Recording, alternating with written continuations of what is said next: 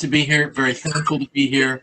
I was asked to do this by Randy last week. Said, you know, David, I think you need to take a session or 2 or 3, whatever you think it needs to be, and do some leadership training, which is what I'm going to do. Now, Barb Stone, one of my colleagues from the John Maxwell team, is on the call. I saw her log on earlier.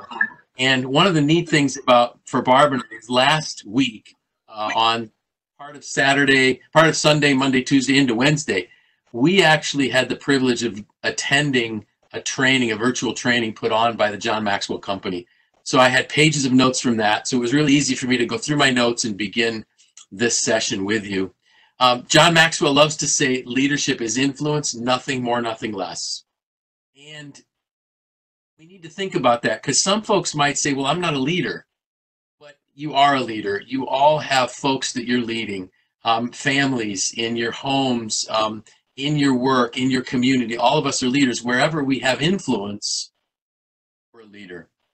And we need to understand that when we're in a time of crisis, a crisis exaggerates someone's leadership abilities. And what I mean by that is, if someone is a good leader in a time of crisis, they can stabilize their organization, their group quicker.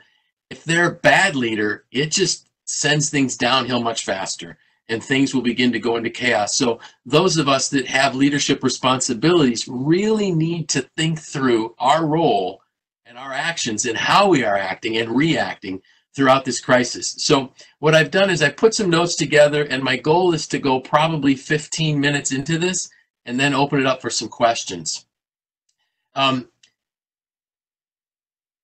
Crisis makes things go faster as well. And what I mean by that is, all of a sudden decisions need to be made, and they need to be made quicker. And that's also something you need to understand. The first thing that you need to focus on is getting yourself right. Figuring out where you are mentally and emotionally. If you would listen to the Next Page podcast, I think it might have been our last episode, Marissa and I talked about Einstein's quote where he said, in the middle of difficulty lies opportunity. So the key for a leader is to make sure that we quickly, just like on an airplane, get the oxygen mask on yourself first, so that you're ready then to lead. So start looking for what might be these positives. And I know that's going to be hard, and I don't want anybody to think I'm minimizing COVID-19. This is a serious crisis. It is going to have is already and will continue to have dramatic impacts in our community and our families. I know people will be dying. Businesses will be closing. People will lose jobs. I realize that. I'm not trying to minimize that at all. But if we continually just focus on the negatives of the crisis, the realities of the losses, the downside of it, we aren't going to be able to lead our team, and we're going to miss some really important opportunities. So the first thing I'd like to say you should do is educate yourself. You need to learn as much as you can about what's going on, about the resources that are available, about the risks and those type of things. And so the first place that I would say to go, and this is not because, you know, MACNY's name is on my paycheck, go to the MACNY website. If you go right to our website, our homepage, there is a giant COVID-19 label or a banner. Click on that. There are all kinds of resources available for you. There's a link to the CDC so that you can know what you need to do to keep your employees safe, your family safe, to give you the latest updates on where we are in this crisis. I had a couple folks reach out to me, and they were asking questions about where could they find information regarding the CARES Act and the New York State pause and all those things. I gave them the links, but all I did was go to the MACNY website. I clicked on the banner. I found the answer. I copied the link and I emailed it to them. So you need to educate yourself first. Do your homework. Get the stuff there so that you have answers. If you're still missing an answer, you don't have what you want, email me. You know, email anybody on the MACNY staff, and we'll help point you in the right direction. The next thing you need to do, and brace yourself for this, limit your exposure to the media. You know, the first thing we want to do is always get the updates. Pick a time, pick a source, and you decide when you're going to get the updates. The worst thing you can do is have this device give you updates all day long every time there's a new news flash about, another crisis or what the market's doing. Don't do that. Pick the time and go there. You have to manage your emotions, get that oxygen mask secured so that you can help others. Remember this, that how you view things determines how you do things. Let me say that again. How you view things determines how you do things. If you're mentally and emotionally not in a good place, you're not going to act in a good place. And people are looking for you to be that stability that they need in his life. There's this proverb that says, as a man thinketh in his heart, so is he. Our thoughts become actions. So control your thoughts, manage your thoughts. It's okay to not have all the answers. People are going to be coming to you saying, hey, I need to know, and it's okay to say, I don't know right now. That's fine. It's not you. The worst thing you can do is make up an answer that isn't truthful. Simply say, I don't know. I don't know how long this will last. We've had meeting after meeting where we're trying to figure out how long is it going to be before we can all gather at MACNY for a class again. I don't know. I don't need to know. I just need to plan and act on what I can act on. So it's fine. Just admit that you don't know. There was a great piece quote. I don't remember what it was that I heard that talked about the priests, and I wrote about this in one of my posts. The priests in Uganda during the time of like 2 decades of totalitarian rule and dictatorship in Uganda, the priests always wore their collars when they went out in public.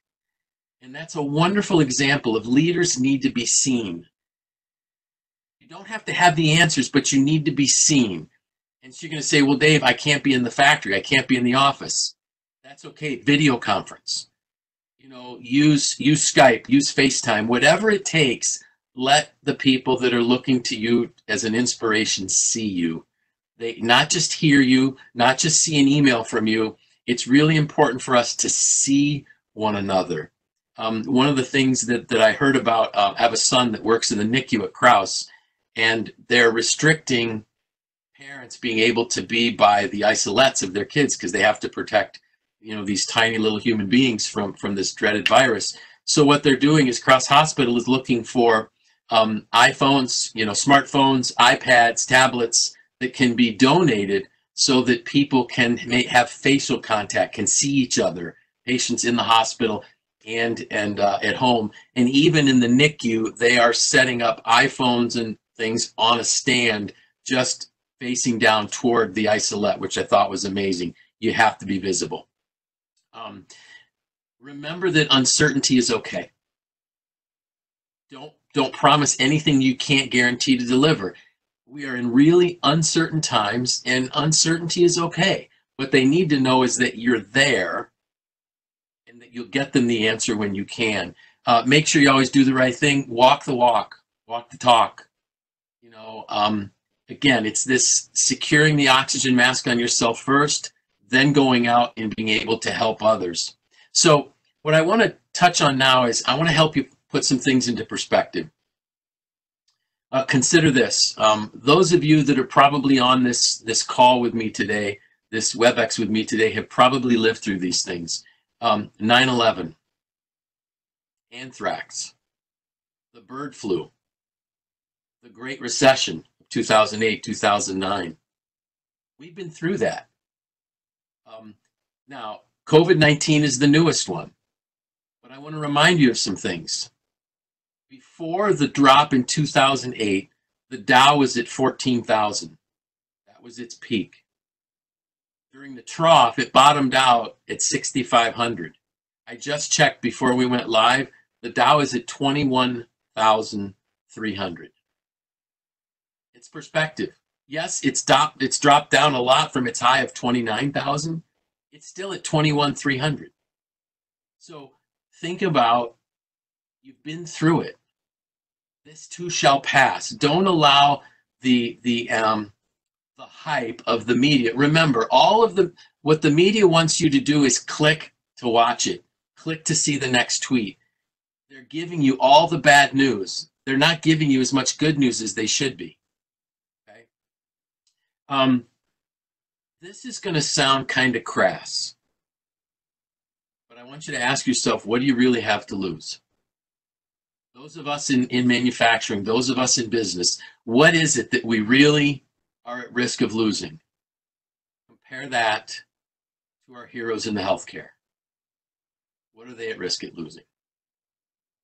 One of my coaching clients, his wife is a nurse in the infectious disease department at Upstate. Let's put this in perspective. Yeah, we're trying to run a business. Yeah, we're trying to encourage our people, but let's help folks realize the real heroes are the ones that are in the healthcare right now. In 9/11, the heroes were the ones that took the battle to the enemy. Those taking the battle to the enemy now are wearing scrubs and masks, and they're the ones that should be in our thoughts and prayers. They have the most to lose. So now it's time to make the shift. I've given you the reality. This is where we are. I've also given you some perspective that says, hey, we've been through this before. I think in my last post that might come out next week, Marissa would know this better than me, and we're going to do our podcast tonight for next week. Things are bad. People are dying. But in October of 2018, 195,000 Americans died from the Spanish flu. 195,000 in 1 month. My grandparents, or some of them were in the States, some of them were in Europe, all lived through the Spanish flu. They lived through it. So it was a pandemic much worse than COVID-19 is going to be. And yet, many, many, many people, the majority of people lived through it, survived through it. So we need to kind of help put that into perspective for our people. So here it is, make the shift. We've got to be Einstein and say, in the middle of the crisis, in the middle of the difficulty is opportunity. Where is it? Look for this opportunity. It's there. The key, remember the phrase or the title that we gave to this quick teaching this afternoon is leading through the crisis. You have to have an expectation that you're going to come out on the other side, because we will. This too shall pass, just like everything that's preceded us. It was kind of interesting. A week ago, this past Monday, I got an email from a colleague of mine who said to me, "Here we go again." He's a warrior of many years in manufacturing, just like I am. And he was right. This is another crisis, but we've been through many. So we've got to kind of make this shift and start saying, okay, it's not going to be all bad. There are positives. Let's find them. The best leaders are the ones that can help their people look at that shift and look at, how do I change my mindset? So, think about what are the benefits of the fact that schools are closed? Well, and some of the parents might be screaming as I say this, but parents have more time with their kids. What's the benefit of, March Madness turning into March Sadness? Well, I don't have sports to watch and I can spend time with my kids, focusing on those positives that are there. One of the things that I also want to remind you of is values can't shift because of a crisis. So we know that as leaders, our value is always our people first. When you start going through a crisis, your values will be tested the most. And that's when you need to stand up on your values the most and say, right or wrong, my value is my people. It starts with the safety of my people. It goes to the welfare of my people, because your people are your organization. And I know that, I'm sure in some of the questions it's going to come up, well, what about if and we'll get to that when we get to the questions part. So always put others first. Leadership isn't about you. It's always about other people. It can't be about me. It's always about the other people. There's great examples. I actually was on a call yesterday, and we have a local company where the owner has decided that he's in a position where he can do this. He is paying his people their full salary as long as he can, which he thinks is probably 2 to 3 months. That's the kind of cash reserves he has. He's committed to his leadership team that he will take care of his people. I heard of another one that really was heartwarming, and I'm hoping this is a chance where some mid-level leaders can lead up, but Mid-level leaders heard that some newer mid-level leaders were going to be furloughed. And the folks a little bit more, their seniors said, got together, if we take a 25% pay cut, we can keep these people working and keep them whole and keep them here. They weren't looking for outside influence to do that. They were going to do it themselves. Those are great leadership examples, leaders taking pay cuts so their teams don't have to.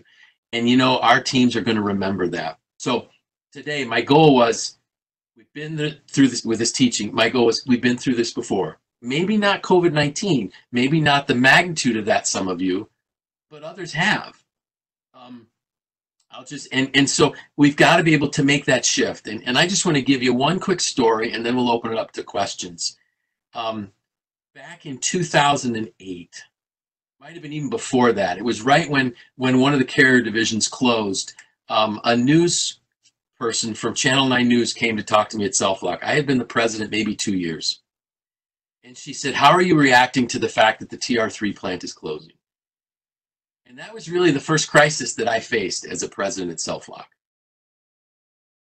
And I went through, my talking points, and I think I did a fairly good job. And when everything was over with and the lights were turned off and the cameras were put back in the box, Jean Kessner said to me, she said, David, you guys are going to be okay.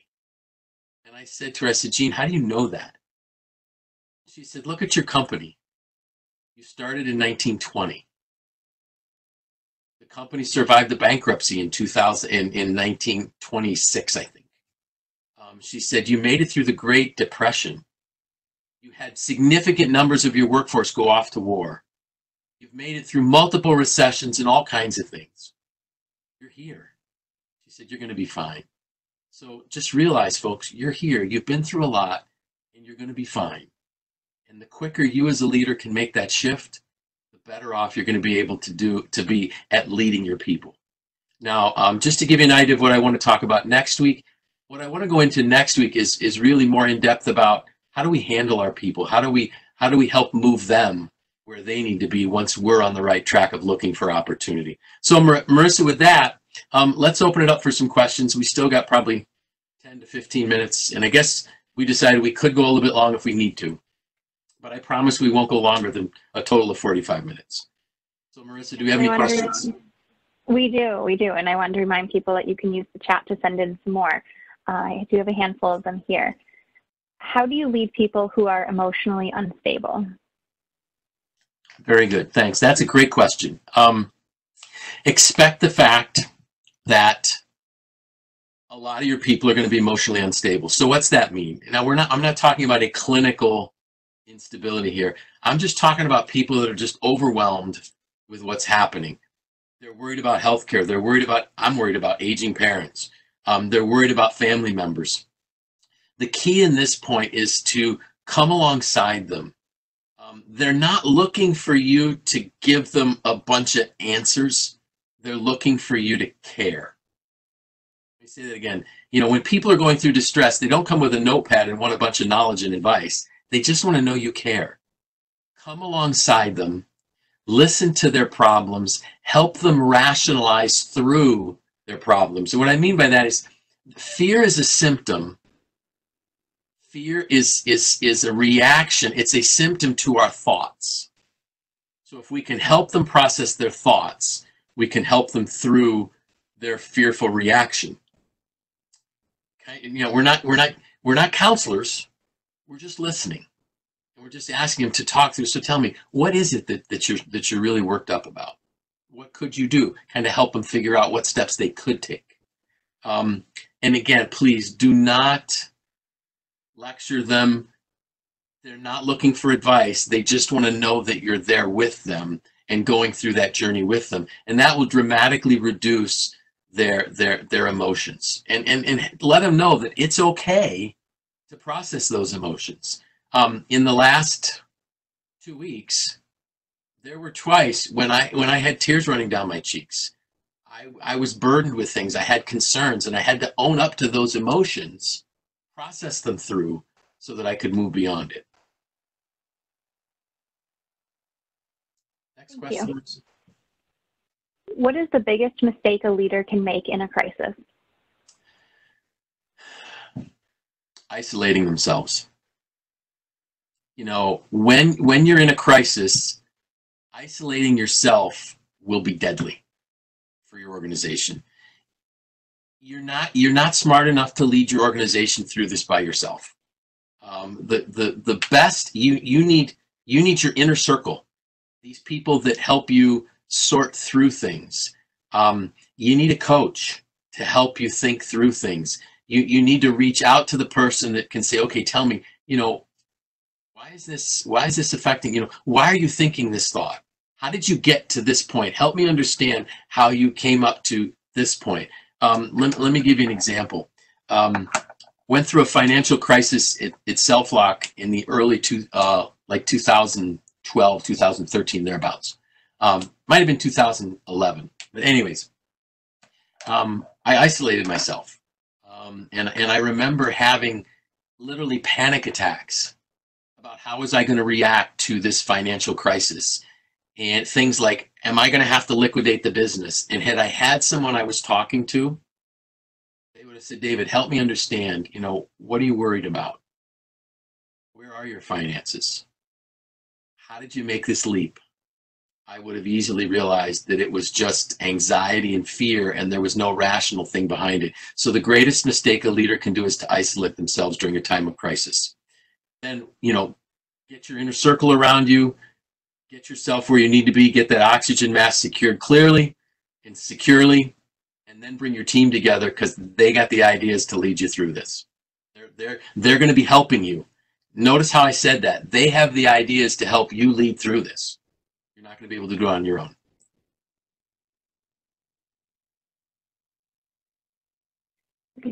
Great answer. Thank you.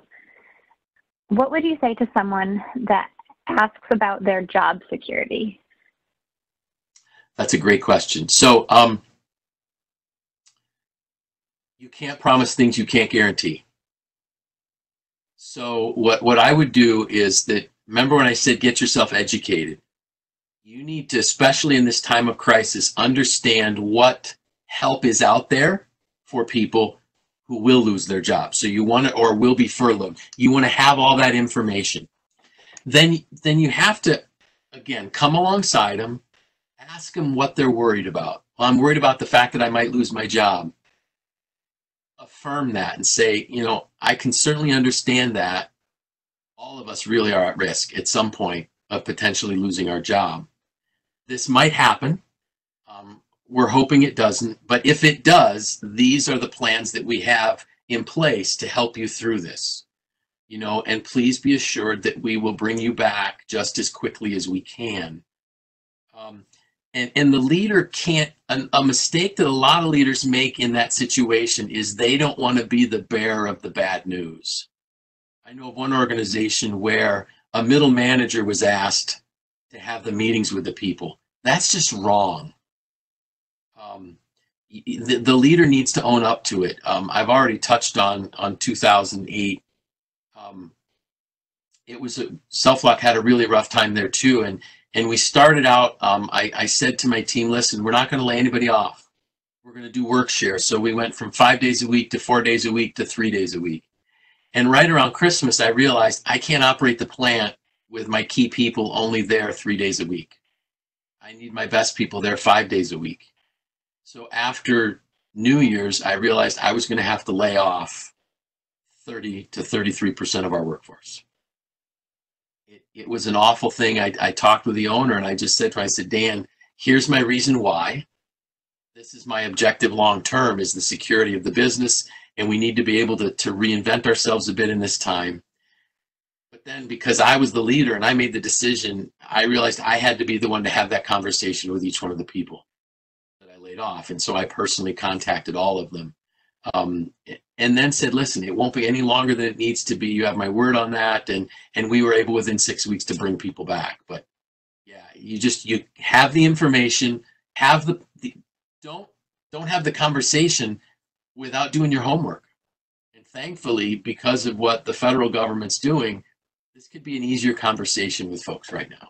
I've also heard of companies that are maintaining health insurance for people through this, even though they're going, you know, they technically wouldn't, they're finding ways to do that. So get your information, Help the person, walk them through this journey. Don't just send a letter or have a direct report do it. Hope that answer helps. Thank you.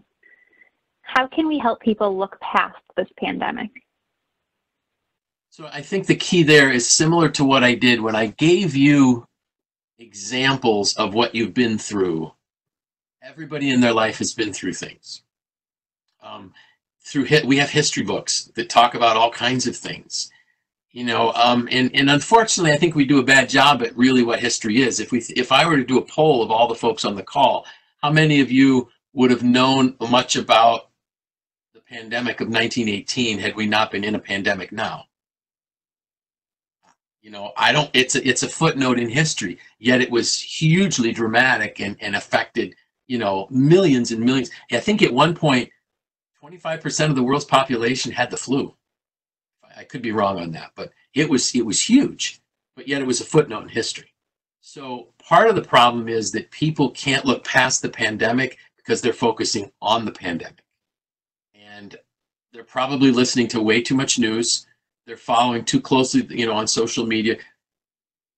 Here's something else you could do. Pick inspirational folks to follow on social media, not just people that are always dragging you down. So again, limit the media exposure, have them limit the media exposure, and be a source of encouragement for them. Help them see what you're seeing. What opportunities. We need to get them to where Einstein said, in the middle of the difficulty is the opportunity. How do I get them there? And that's the key. Get them to the opportunity as quickly as you can, and they will begin to process themselves through the pandemic. Hope that made sense. Thank you. We have been struggling getting part-time employees to come back to work, given that the unemployment pay is so high. How would you encourage people to take less pay than they would get through unemployment? That's a great question, and I started thinking about this question like a week and a half ago, when I started watching what the federal government was rolling out. If people are only working for us for the paycheck, we're failing as a leader. What do I mean by that? The paycheck should be part of the reason they come to work. They need to buy into our mission. They need to buy into the why. Simon Sinek, start with why. If people aren't going to come to work because they can make more money staying home, there's a couple things in play. We may not be paying them enough.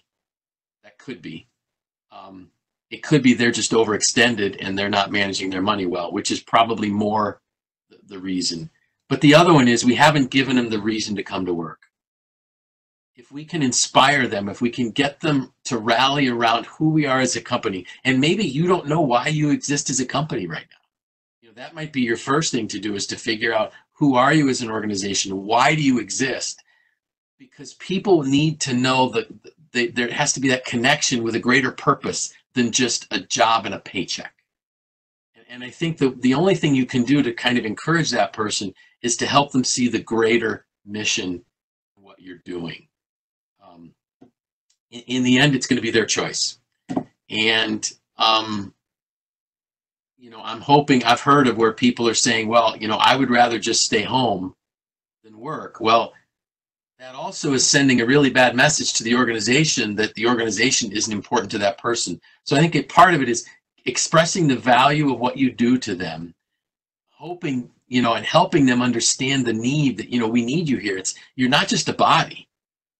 You're a human being, not a human doing. And we enjoy having you here. We need you here. You are vital to this operation. Another thing, if, depending on where you are in the organization, you can get away with more things. When I was the plant manager at Self-Lock, the owner gave me a lot of flexibility. And I shared a lot of profit and loss information with our team. And they knew why I couldn't pay them more than I was paying them, because they saw it. I said, I'd love to pay you. I'd love to give you all a $20,000 a year raise. But if I paid you that, I couldn't sell the product because it'd be too expensive. So you help them understand a little bit of the economics, and then try to connect with their heart. And is it really that they can just make more money, or is there an underlying fear of being at work? That might also be the case. That's a tough one. Really tough one. David, that was a great answer. We have just come to the end of our session here, so I wanted to give you a few moments for any final thoughts. Yeah, I think the key is secure your mask first, and understand you're going to have good days, you're going to have bad days. You're going to have days when there are going to be tears running down your cheeks. That's okay. Own it, process, try to understand what is the cause of the fear.